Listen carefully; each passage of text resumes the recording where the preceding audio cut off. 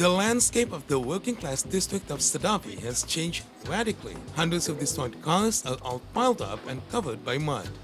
National and regional authorities are advising residents and volunteers in Sedaví to wear gloves and face masks to protect themselves from eventual infections as medical supplies arrive. Nos la ponemos cuando estamos ahí moviendo el fango porque sí, ya somos conscientes del olor y de las bacterias que hay.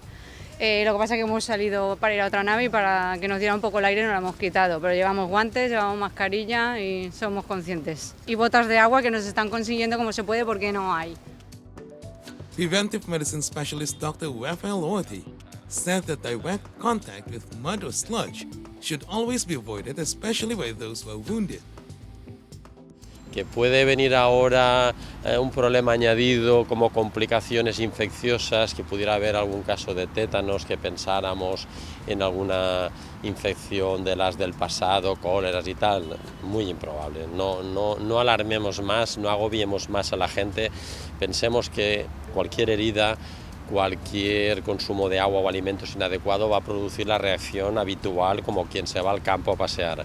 Como hay mucha gente afectada, esos riesgos se multiplican por miles y eso sí que es verdad que puede conllevar otros problemas. Many were trapped in vehicles, homes and businesses with no time to react last Tuesday. Many died while thousands of livelihoods were shattered. A week later, authorities have recovered 218 bodies.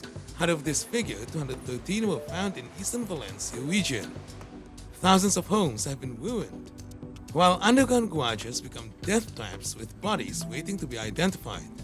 In the blink of an eye, the muddy water covered roads and railways and entered homes and businesses in towns and villages on the southern outskirts of Valencia city.